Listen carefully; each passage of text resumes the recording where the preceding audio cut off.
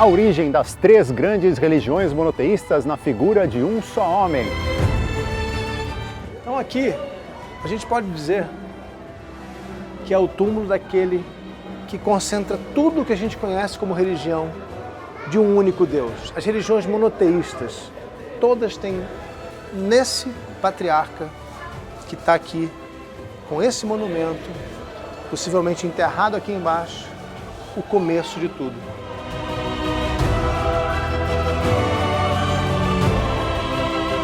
A fé e as disputas no túmulo do patriarca Abraão.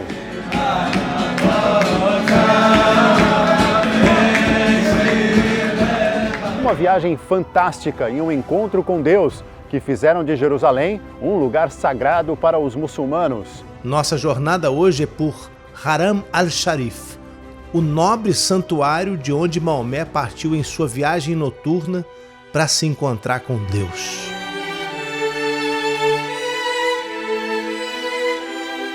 Entramos no Domo da Rocha para você também conhecer o lugar que normalmente só é aberto aos muçulmanos. Como Jesus aprendeu sobre as Escrituras? Quem foi o mestre de Jesus? A pregação de Jesus só começa com a morte de João Batista. Para um investigador, para um historiador, para um interessado em história, a gente não pode desperdiçar nenhuma pista. Se Jesus não começa a pregar enquanto João Batista está vivo, ou Jesus continua com João Batista esse tempo todo, ou Jesus ainda não se sentiu preparado para fazer o que aquele grande profeta estava fazendo. Ainda não tinha chegado a hora dele.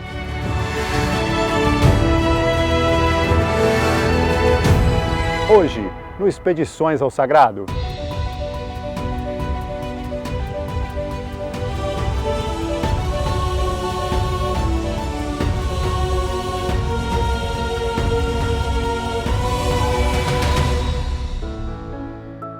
Sejam bem-vindos ao Expedições ao Sagrado. O nosso programa é uma parceria entre a TV Aparecida e o projeto Jornada Infinita. Todas as semanas a gente viaja junto, com reportagens especiais pelo mundo, para conhecer os lugares sagrados mais incríveis do planeta e entender o significado desses locais tão especiais para tanta gente e por tanto tempo. Semana passada, a gente conheceu um vale em Jerusalém, onde as pessoas são enterradas há milhares de anos e onde se acredita será feito o julgamento final. Ele só começou a ser associado com o lugar descrito na Bíblia para o julgamento final por volta do século IV, quando cristãos, judeus e muçulmanos começaram a pensar que aqui aconteceria o Apocalipse.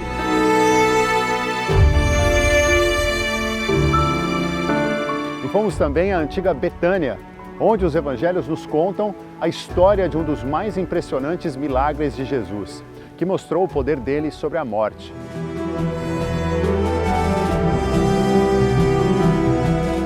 Pelas pedras aqui, a gente pode ver como esse lugar é antigo. A gente não pode afirmar por causa dessas pedras que é a tumba de Lázaro original. Mas a gente pode dizer que há muitos e muitos anos, a gente está falando aí de mais de 1000 anos, esse é um lugar de adoração cristã. A partir de agora, a gente viaja por lugares sagrados fascinantes com histórias captadas durante expedições do projeto Jornada Infinita. Tudo pronto? Malas prontas? Sejam muito bem-vindos. Esse é o Expedições ao Sagrado. Hoje, a gente vai refletir sobre a origem de pensamentos, de coisas, de movimentos, crenças, mundos e religiões. Se a gente estudar a fundo, é bem provável que a gente encontre o início das coisas, de uma história ou de uma ideia. Quase tudo tem um começo.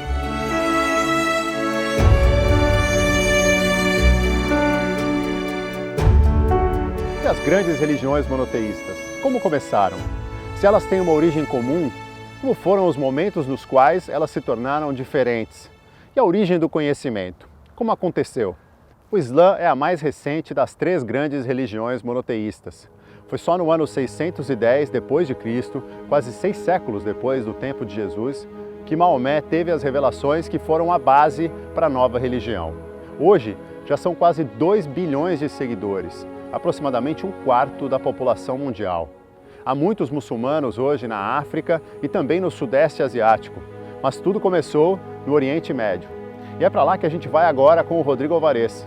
Ele conseguiu um acesso exclusivo para mostrar para você um lugar que é disputado há séculos por judeus e muçulmanos em Jerusalém. Esse é um dos lugares mais sagrados do mundo. Para os islâmicos, é o terceiro, só fica atrás de Meca e Medina.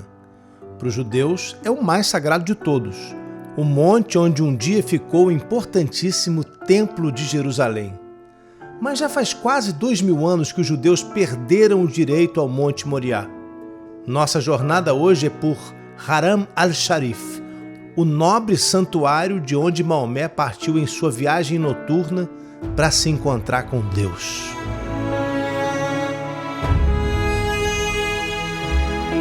Entramos no Domo da Rocha para você também conhecer o lugar que normalmente só é aberto aos muçulmanos.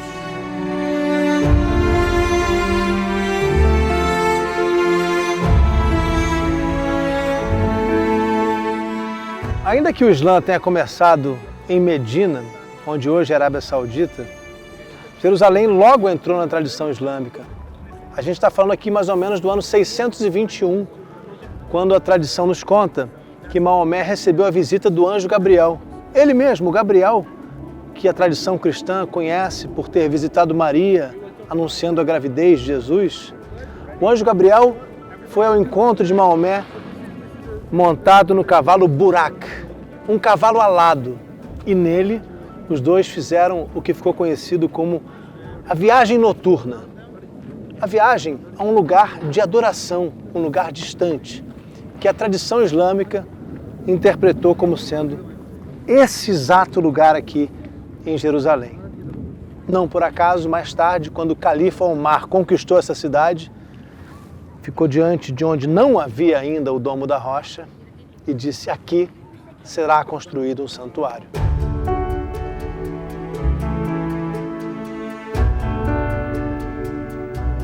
O que é interessante é que no Alcorão não existe uma referência a Jerusalém.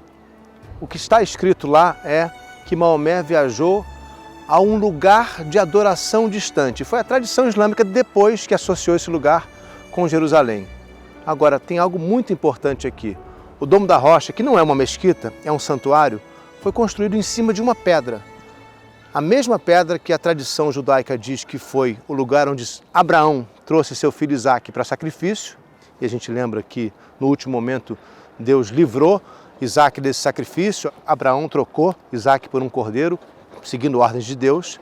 E nessa mesma pedra teria estado Maomé no dia dessa viagem noturna, conhecido como a jornada noturna ao lado do anjo Gabriel. Daqui ele teria partido para o céu para um encontro com Deus.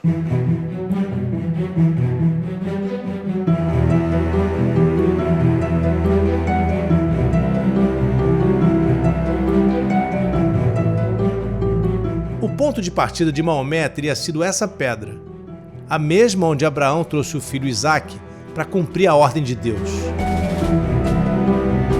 O Alcorão nos conta que naquela noite Maomé se encontrou com os que chamou de pais: Adão, o primeiro homem, e Abraão, o começo das 3 religiões.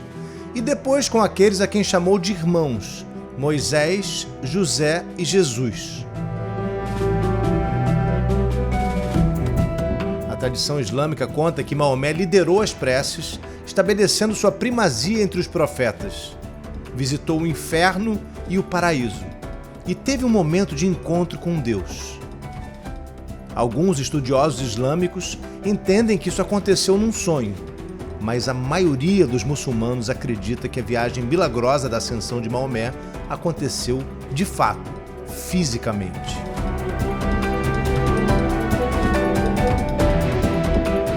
Debaixo da pedra onde um dia esteve o Santo dos Santos, que era o lugar mais sagrado do templo judaico, existe uma caverna que os islâmicos chamam de Poço das Almas. Eles contam que daqui é possível ouvir as vozes das almas dos mortos enquanto elas esperam pelo julgamento final. Depois da morte do profeta Maomé, o Islã começou a se expandir rapidamente pelo mundo. Começaram muitas guerras muito violentas. É o que ficou conhecido como a Conquista Árabe. O califa Abd al-Malik veio até aqui e construiu, no lugar onde antes o califa Omar tinha determinado que fosse feito um santuário, o califa Abd al-Malik construiu o Domo da Rocha, bem em cima de onde antes ficava o Santo dos Santos, a parte mais sagrada do templo judaico, destruído no ano 70 pelos romanos. A partir de então, esse lugar aqui tornou-se sagrado também para os muçulmanos. E isso explica um pouco as disputas que existem até hoje. Esse é um lugar sempre muito tenso. Acontecem confrontos até hoje aqui entre a polícia israelense, os soldados israelenses e os árabes que vêm rezar aqui, e às vezes acontecem esses confrontos. Apesar disso, às vezes a gente vê algumas visitas de grupos de judeus aqui em cima. Eles vêm acompanhados pelos soldados e sempre isso causa muito incômodo nos muçulmanos. Partes dessa estrutura que a gente está vendo aqui ainda são originais, do século VII. Isso faz do Domo da Rocha a construção islâmica mais antiga do mundo.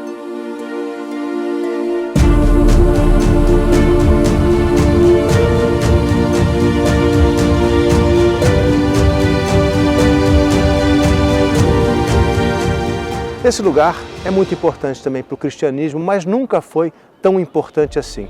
Quando os cristãos dominaram Jerusalém no tempo dos cruzados, na Idade Média, eles mantiveram aqui um lugar que era militar, religioso e militar. Era o quartel-general da Ordem dos Templários. Os Templários quem eram? Os guardiães do templo. Hoje, para a gente vir aqui em cima, é preciso passar por uma segurança, a gente precisa ser revistado, a gente precisa respeitar uma série de normas. As mulheres têm que entrar vestidas com um véu sobre a cabeça, não pode ter calça jeans apertada, não pode ter joelho de fora, tem que usar saia normalmente. É um lugar que a gente precisa respeitar muito. Para um muçulmano, uma prece aqui equivale a 500 preces. É um lugar muito, muito valioso. Agora imagina que não foi para eles, durante as cruzadas, ver esse lugar transformado em quartel-general dos templários, seus maiores inimigos, e colocaram até estábulos aqui dentro.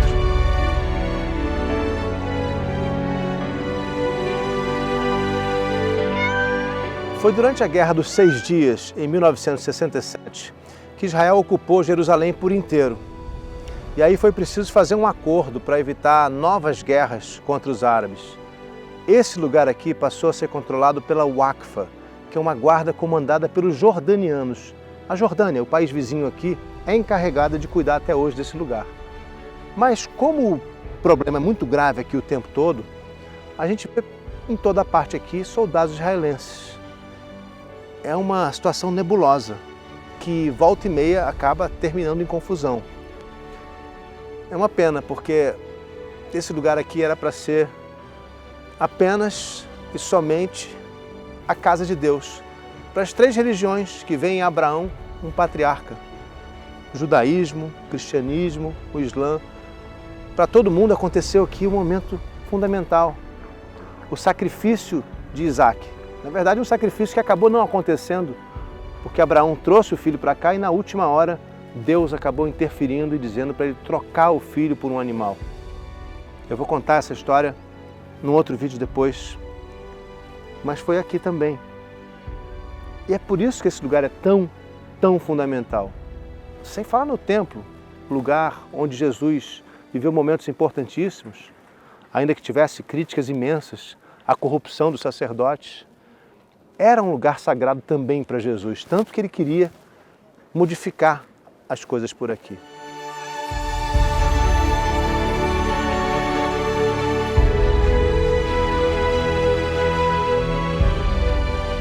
E antes de terminar, gente, eu queria dizer para vocês, quando eu venho aqui eu fico torcendo mesmo, para que um dia seja possível ter paz nesse lugar, ter paz aqui em cima, na montanha do templo, no nobre santuário, para que o mais importante seja propagado aqui em cima, a mensagem de amor, a aproximação entre as pessoas, a conexão com o divino para os que são religiosos, o respeito, a paz, a harmonia. É isso que eu espero que aconteça um dia aqui. Espero voltar para ver esse lugar em completa paz e harmonia. Até a próxima, gente.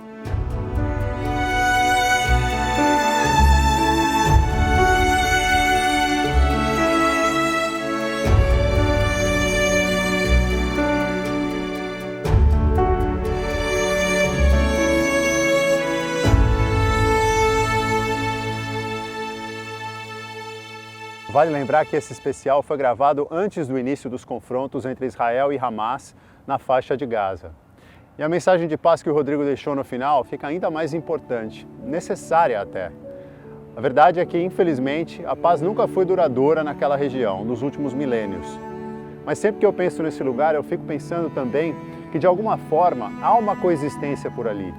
Como disse o Rodrigo, que as coisas mudem na direção do amor, para que todo mundo tenha os seus espaços preservados, principalmente os seus espaços sagrados. Daqui a pouco a gente vai ao território palestino conhecer o local onde é celebrado aquele que é conhecido como o patriarca das 3 religiões monoteístas, judaísmo, cristianismo e islã. O Expedições ao Sagrado volta em instantes. Se você quiser conhecer meu curso Jesus, a Luz da História, é só você entrar no rodrigoalvarez.site. Estamos de volta com Expedições ao Sagrado. São tantos os conflitos entre os seguidores das 3 religiões monoteístas em séculos de história que fica difícil imaginar que elas compartilhem a mesma origem. Mas é fato que primeiro o judaísmo, depois o cristianismo e finalmente o islã tiveram o mesmo ponto de partida, o mesmo patriarca. Quase 2000 anos antes de Jesus, Abraão criou a base para o judaísmo, de onde derivaram o cristianismo e o islã. No livro do Gênesis, Deus, ali chamado de Javé, conversa com Abraão. Sai de tua terra, de tua família e da casa de teu pai, e vai para a terra que eu te mostrarei. Farei de ti uma grande nação e te abençoarei. Engrandecerei teu nome e tu serás uma bênção.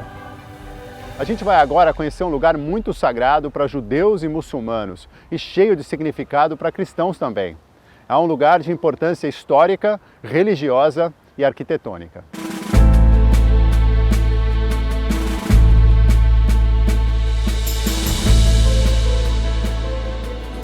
O que me chama a atenção aqui, logo na chegada, é que é uma das construções majestosas de Herodes.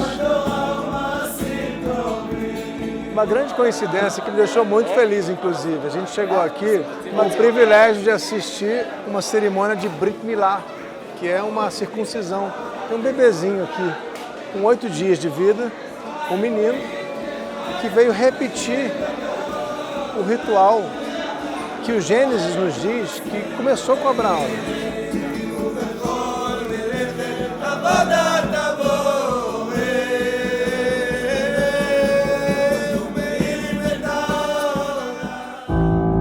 Hoje, Jornada Infinita veio aqui a Hebron, uma cidade permeada pelo conflito entre israelenses e palestinos, mas que carrega algo de muito sagrado, especialmente para o judaísmo e para o islã, mas também para o cristianismo.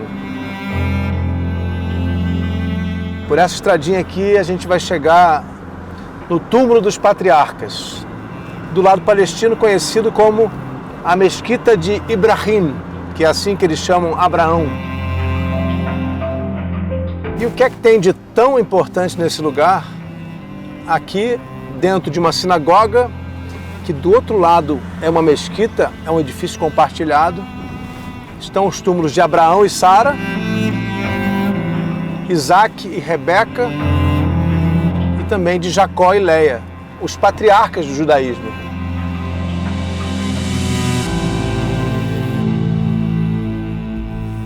Eu não sinto um astral muito bom aqui não, pode ser que seja uma coisa minha, mas é um lugar tenso, muito dado a conflito, até por causa do lugar que a gente está indo, porque tanto para o Islã como para o judaísmo é um lugar muito importante e todos esses lugares que para a religião são importantes acabam se tornando alvo de disputa. Vou pedir licença aqui, bom, eles estão pedindo para passar, não sei o que aconteceu, mas, bom, eles estão no meio de um funeral. É o que eu ia dizendo, não é um lugar que me deixa à vontade, não pode não ter sido nada nesse caso, mas eu muitas vezes vim trabalhando aqui em situações de conflito, tem polícia, soldado o tempo todo.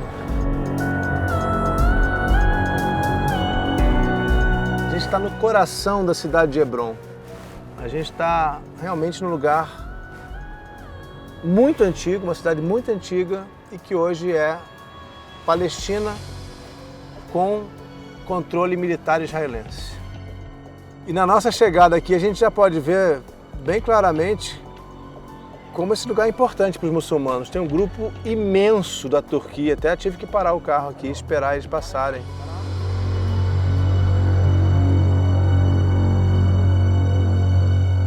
O que me chama a atenção aqui, logo na chegada, é que é uma das construções majestosas de Herodes, o mesmo que construiu o antigo templo de Jerusalém, o segundo templo. Ou seja, a gente pode imaginar que as paredes do templo que foi destruído pelos romanos eram feitas dessas mesmas pedras.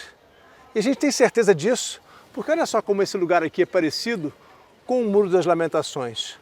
É exatamente o mesmo tipo de construção na mesma época, de um rei, sabem disso? Que era em parte judeu, em parte árabe. E ele construiu isso sendo aqui um representante do poder romano, querendo agradar os judeus, como parte de uma tentativa de pacificar essa região. Mas a gente sabe que não deu certo, porque depois vieram muitos conflitos, muitas revoltas judaicas. No ano 70, o general Tito veio a Jerusalém, foi a Jerusalém, né, porque a gente está agora em Hebrom, e destruiu tudo que viu pela frente.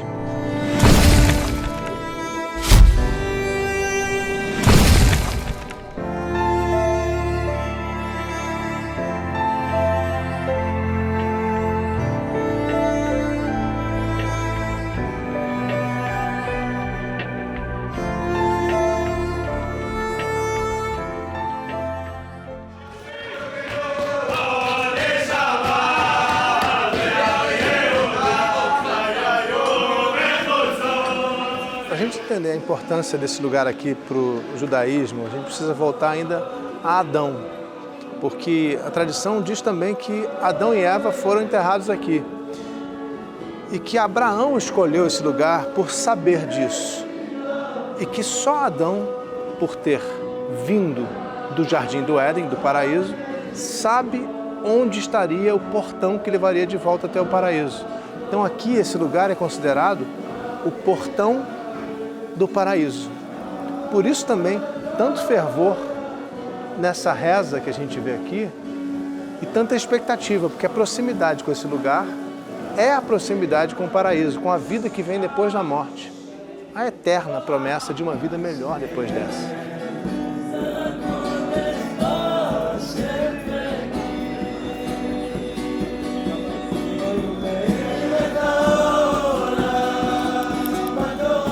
Uma grande coincidência que me deixou muito feliz, inclusive. A gente chegou aqui com o privilégio de assistir uma cerimônia de Brit Milá, que é uma circuncisão. Tem um bebezinho aqui, com 8 dias de vida, um menino, que veio repetir o ritual que o Gênesis nos diz que começou com Abraão. De acordo com Gênesis, Abraão foi o primeiro a ser circuncidado e assim fez sua aliança com Deus.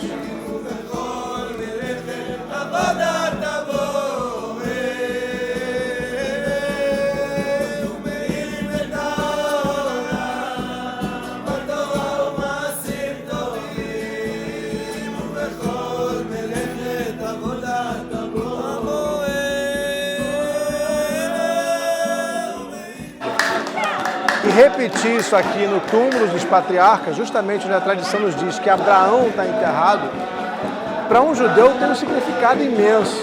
E para mim é uma emoção, uma alegria ver um momento tão bonito, tão verdadeiro. E olha, eles estão tão felizes, é tão legal ver a dança, a música, a alegria. É uma comemoração à vida.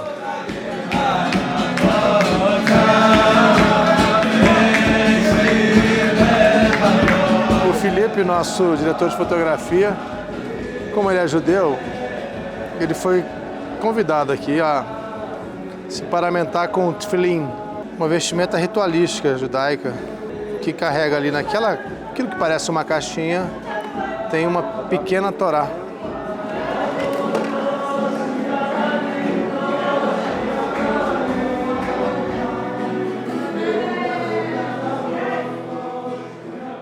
Capítulo 23 do Gênesis, o primeiro livro da Torá, que é a Bíblia judaica, que é também o Pentateuco para os cristãos, nos conta que Abraão comprou a caverna aqui, onde hoje é Hebron, de um certo Efron. Ele comprou a caverna para fazer o enterro da mulher dele, Sara, que tinha acabado de morrer, segundo Gênesis, aos 127 anos. Abraão levantou-se, curvou-se perante o povo daquela terra, os hititas, e disse-lhes: já que vocês me dão permissão para sepultar minha mulher, peço que intercedam por mim junto a Efron, filho de Zoar, a fim de que ele me ceda a caverna de Marpelá, que lhe pertence e se encontra na divisa do seu campo. Marpelá era o nome do campo de Efron que Abraão comprou para fazer o túmulo de Sara. Hoje é conhecido como Mearat HaMarpelá, o túmulo dos patriarcas. Abraão teria sido enterrado aqui aos 175 anos pelos filhos e depois de morrer deixou essa propriedade para o primogênito Isaac.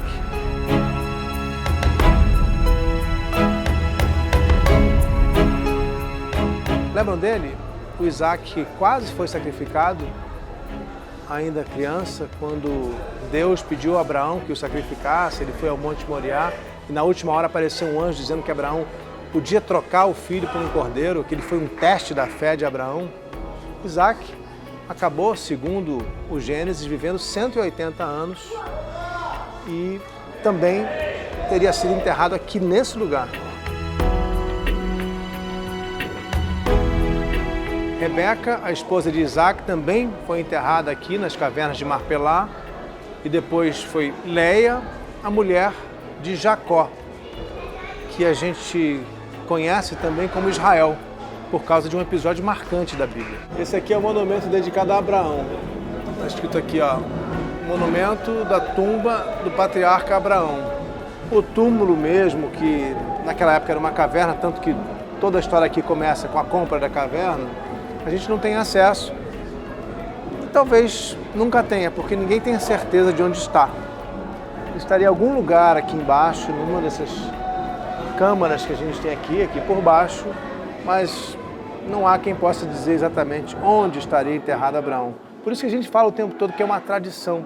Quando a arqueologia não comprova, é tradição. Quando não há comprovação histórica, é tradição.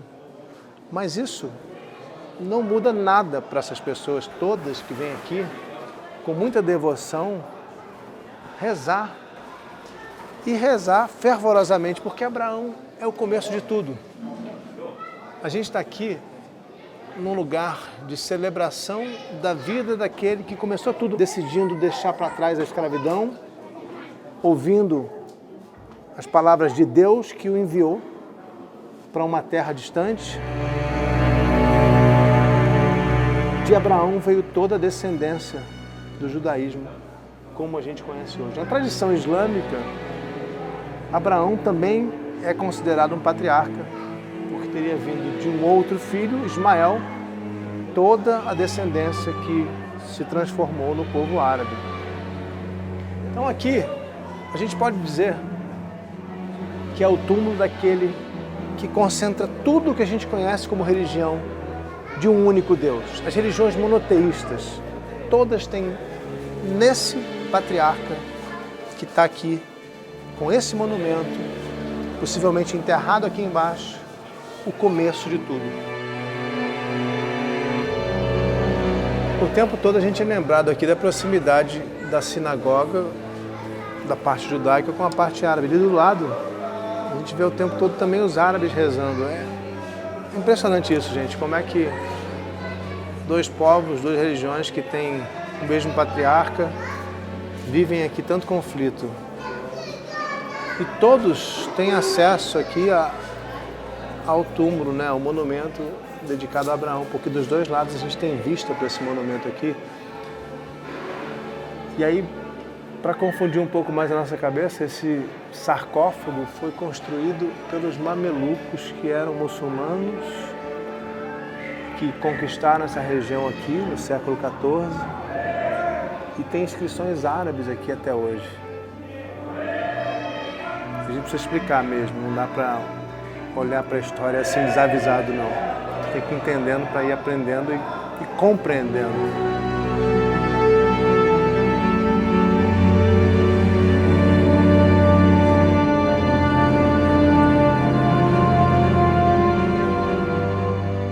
Por uma casualidade, o monumento dedicado a Esaú ficou do lado árabe, ficou atrás dessa porta de ferro aqui na parte árabe, porque lá já é a mesquita de Ibrahim, onde a tradição árabe tem toda a sua devoção aos patriarcas. E ali ficou Esaú. Curiosamente, a história dos dois irmãos, Esaú e Jacó, ficou um de um lado, o outro do outro.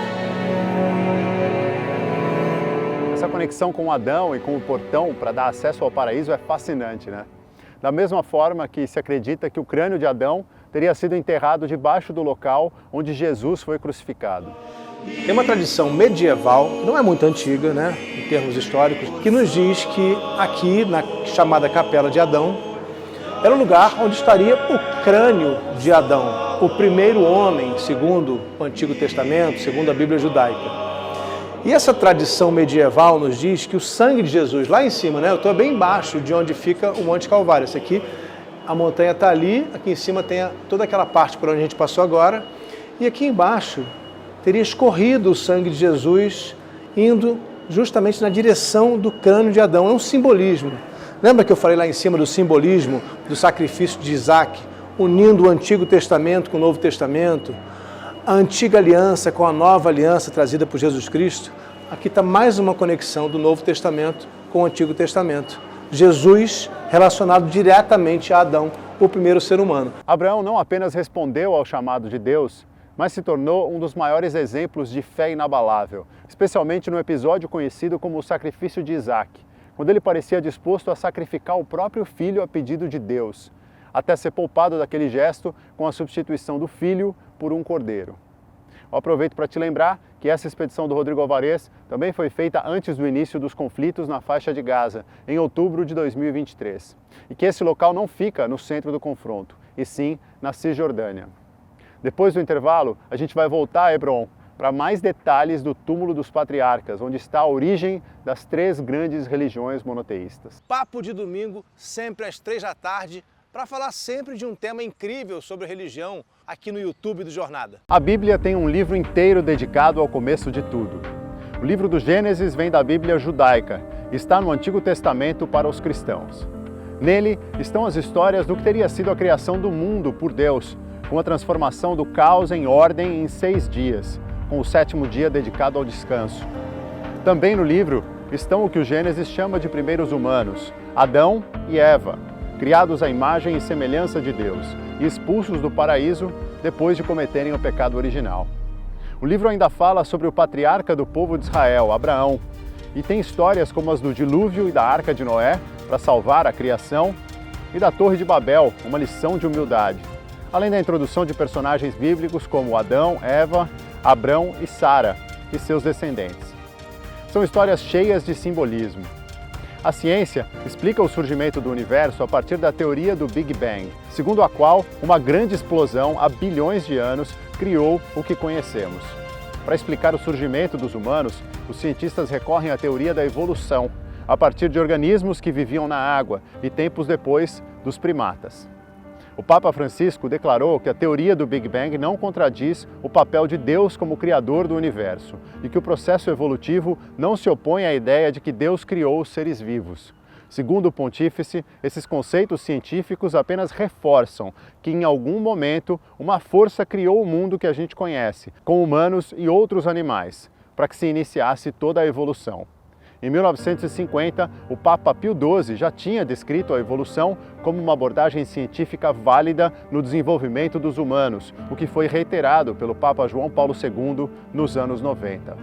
A gente vai voltar agora a Hebrom, onde o Rodrigo Alvarez visita o túmulo dos patriarcas.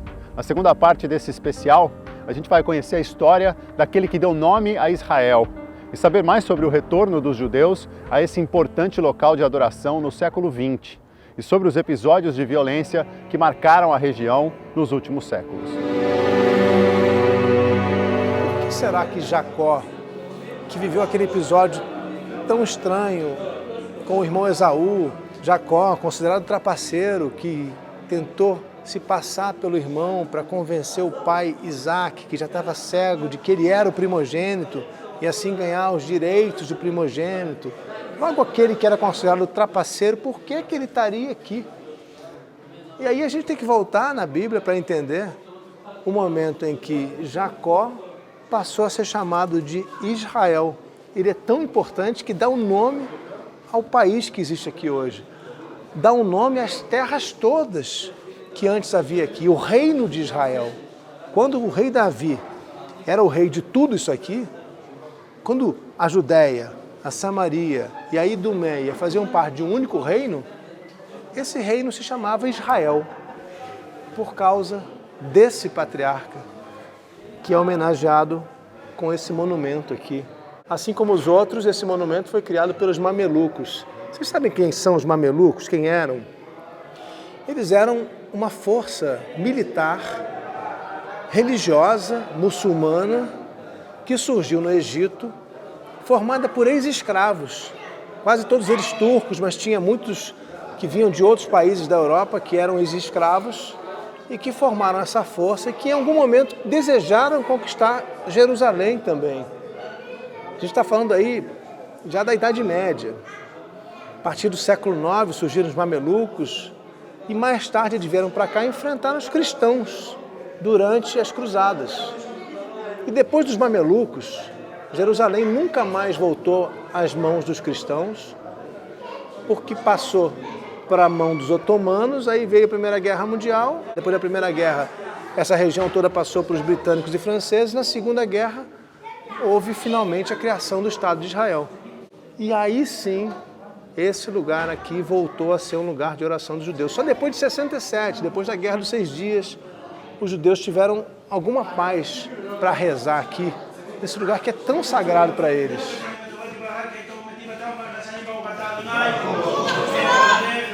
Amém. Agora, paz, quando eu falo paz, eu não estou dizendo paz absoluta, porque em 1929 houve aqui um massacre. Árabes mataram muitos judeus aqui. Naquela época não existia o Estado de Israel. Foi em 1929, ao menos 67 judeus foram assassinados por um grupo de árabes, incitados por um boato que dizia que os judeus aqui queriam tomar o controle da Montanha do Templo, lá onde hoje fica a Mesquita Al-Aqsa e o Domo da Rocha, onde um dia esteve o Templo Judaico. Naquela época, quando o conflito não tinha as proporções que tem hoje, famílias árabes abrigaram os vizinhos judeus. Um gesto muito bonito que a gente gostaria de ver repetido. Mas, lamentavelmente, em 1994, um colono israelense americano de extrema-direita entrou armado na mesquita de Ibrahim, que fica aqui do lado, e saiu atirando. Matou 29 pessoas e feriu mais de 100. Até hoje, ele é cultuado pelos extremistas como um mártir. Para a gente tentar entender como esse lugar é importante para as tradições islâmica e judaica ao mesmo tempo, basta a gente saber que as mulheres judias colocam aqui pedidos para Sara, para a matriarca Sara, para se casarem. Do lado de lá, as mulheres árabes colocam bilhetinhos ali por debaixo, torcendo para que eles cheguem lá às cavernas onde Sara está enterrada, porque acreditam que esses bilhetes, esses pedidos, podem ajudar a que elas tenham fertilidade. De acordo com a Bíblia, Sara deu à luz Isaac quando tinha 90 anos.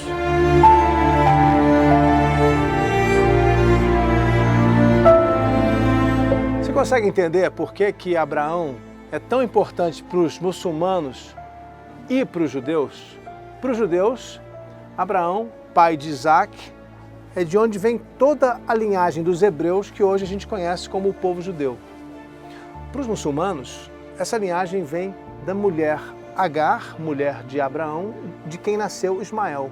E daí viria toda a linhagem dos árabes, muçulmanos. Esse é um dos motivos para tantos muçulmanos do mundo inteiro virem até aqui e judeus também.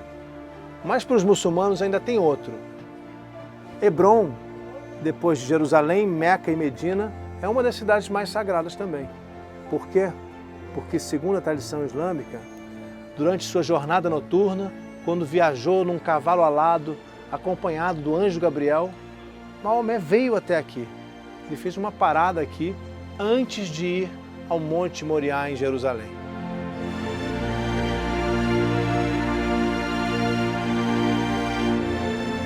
Aqui, durante o período bizantino, foi construída uma basílica nas proximidades do túmulo dos patriarcas.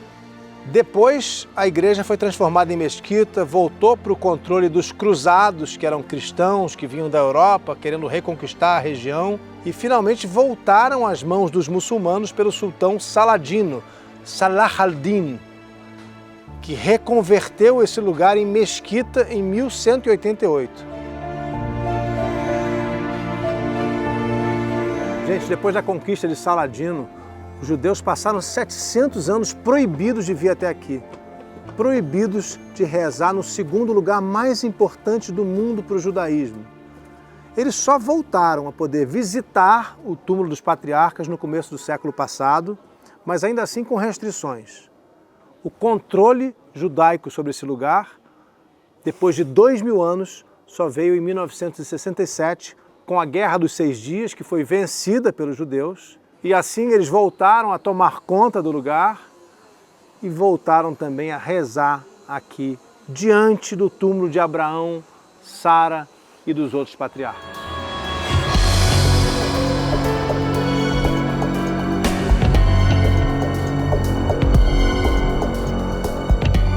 Depois dessa visita, eu queria te dar alguns motivos para você visitar o túmulo dos patriarcas. Primeiro, a riqueza da construção de Herodes. A única, com essa grandiosidade, feita pelo grande rei Herodes, que chegou intacta até nós. Só isso já vale a visita. Além disso, claro, pelas questões religiosas. Aqui estão os túmulos dos patriarcas e das matriarcas. Só para dizer um, eu diria, o túmulo de Abraão está nesse lugar. Pelo menos é o que a tradição nos conta. Embaixo daqui. Disseram hoje para mim que mais de 100 metros debaixo da terra, porque ninguém nunca encontrou. Se você quer mais motivos ainda, aqui você tem história, aqui você tem religião, você compreende muito da história da humanidade. E a gente sabe que tem conflito aqui, a gente sabe que é um lugar complicado, que de vez em quando tem violência. E por isso mesmo eu queria ir embora daqui deixando para você uma mensagem de amor. Amor não só por quem está perto de você, pai, mãe, irmão, amigos, família, namorado, namorada, marido, mulher. Não, eu estou falando amor pelo vizinho, por aquele que te incomoda, pela colega ou colega de trabalho com quem você não se dá muito bem. Esse é o que é o mais difícil. E é isso que está na base das 3 religiões, o cristianismo, o judaísmo e o islã. E é assim que a gente termina hoje a nossa jornada infinita. Até mais, gente. Difícil imaginar como teria sido para gerações e gerações de judeus não poder chegar perto dos lugares mais sagrados para eles, como o templo em Jerusalém e o túmulo dos patriarcas em Hebrom. Isso nos faz entender também todo o temor de retaliação que os muçulmanos têm com relação ao Domo da Rocha e à Mesquita de Ibrahim. Na história, infelizmente, a gente viu muitas vezes esse tipo de coisa acontecer, sem o respeito à importância que os locais tinham para certos povos. A gente vai seguir viagem agora com mais uma parada pela Terra Santa, para falar da origem do conhecimento de Jesus. Na vida, todos nós temos professores e mestres que marcam a nossa caminhada, não é? São pessoas especiais, que nos ensinam, que se conectam com a gente de uma forma especial. Muitas vezes, as descobertas oferecidas ou estimuladas por esses mestres abrem novos caminhos e iniciam novas fases nas nossas vidas. Agora a gente vai entender a origem do conhecimento e a origem da pregação de Jesus.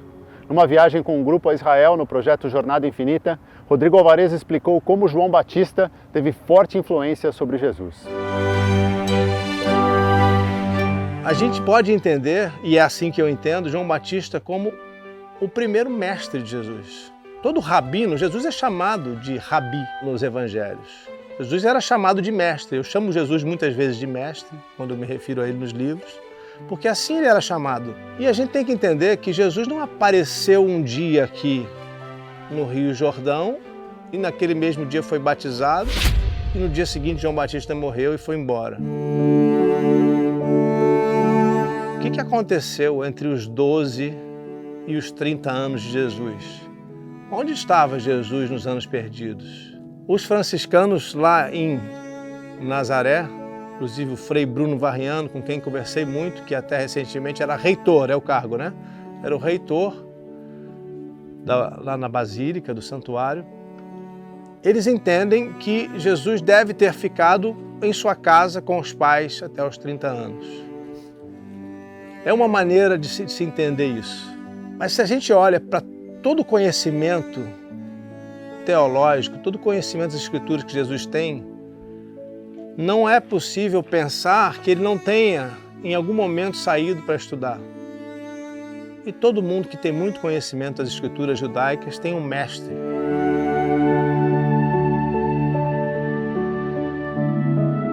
A gente não tem nenhuma prova de que Jesus esteve aqui com os essênios, nenhuma.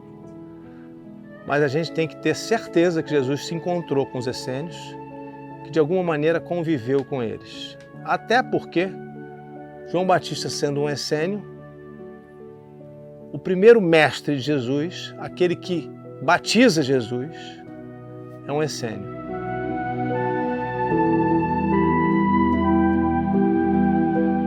Quando a gente vai a outros textos que foram muito usados pela igreja, são chamados hoje de apócrifos, mas não entraram no cânone, mas foram usados como referência por todos esses patriarcas, esses filósofos da igreja dos primeiros séculos. Eu me refiro aqui ao livro Reconhecimentos de Clemente. É um livro que eu estudei e continuo estudando porque ele traz inúmeras informações.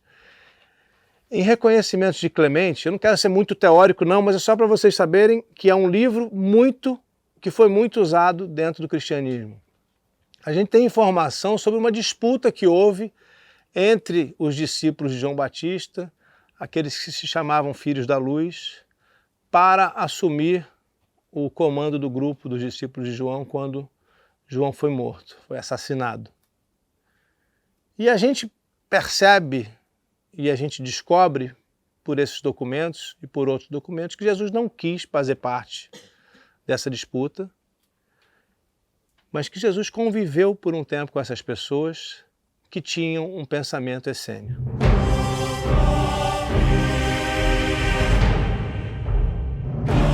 A pregação de Jesus só começa com a morte de João Batista. Para um investigador, para um historiador, para um interessado em história, a gente não pode desperdiçar nenhuma pista. Se Jesus não começa a pregar enquanto João Batista está vivo, ou Jesus continua com João Batista esse tempo todo, ou Jesus ainda não se sentiu preparado para fazer o que aquele grande profeta estava fazendo. Ainda não tinha chegado a hora dele.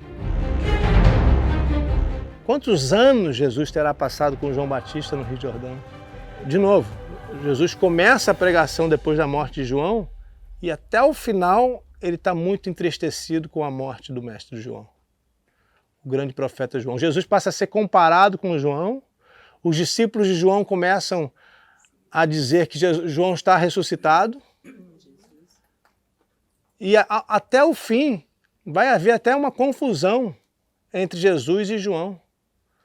Quando o próprio Jesus pergunta quem vocês pensam que eu sou, tem alguém que vai dizer Elias, tem alguém que vai dizer João, até que Pedro vai dizer o Cristo. Então são ideias filosóficas que a gente tem que entender, ideias religiosas que nos levam desse ponto, desse exato ponto que nós estamos no lugar onde eles sentavam para ouvir o mestre das virtudes. Nós não sabemos o nome desses mestres, os essênios não queriam divulgação, não ficam se vangloriando de nada, mas a gente sabe que nesse exato lugar aqui acontecia uma pregação essênia. Acontecia um momento em que o mestre dirigia a palavra à sua comunidade.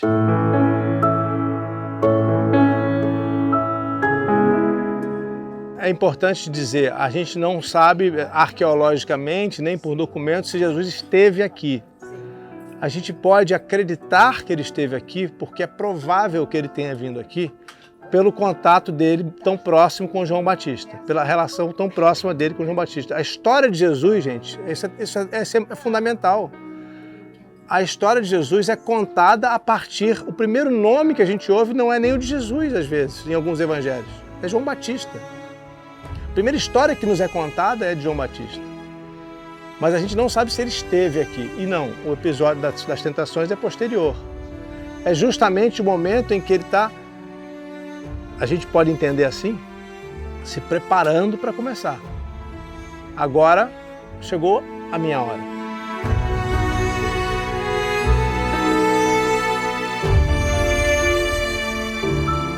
Às vezes a gente olha para pessoas especiais e tem a impressão de que eles sempre souberam de tudo, né? Mas a gente está sempre aprendendo e os verdadeiros mestres têm essa noção e sabem que não sabem de tudo, de que as coisas mudam o tempo inteiro e que a gente precisa estar atento a tudo isso. Também é bonito pensar em como o conhecimento era transmitido há milhares de anos. Hoje a gente tem livros, tem uma infinidade de informações para pesquisar na internet, mas naquela época quase tudo era baseado na tradição oral. Um mestre tinha que ser necessariamente um grande orador, um grande pregador. Alguns séculos atrás, as igrejas também se tornaram grande fonte de conhecimento, com seus vitrais, com suas esculturas, num tempo em que pouca gente sabia ler ou tinha acesso a livros. Em Qumran, que você viu nesse vídeo, também houve quem registrasse ideias e ensinamentos em pergaminhos. Os documentos encontrados só em meados do século XX mostram a importância da escrita para a transmissão do conhecimento. Os pergaminhos contêm textos bíblicos, textos apócrifos e também as regras de convivência da seita dos essênios. É incrível que tivesse levado quase 2000 anos para que eles fossem encontrados. Imagine só o que mais pode estar escondido por esse mundo, né? A gente vai continuar viajando para aprender com esses lugares incríveis que o Rodrigo visita pelo mundo. Semana que vem tem mais expedições ao sagrado. A gente se vê. Obrigado pela companhia. Fique em paz.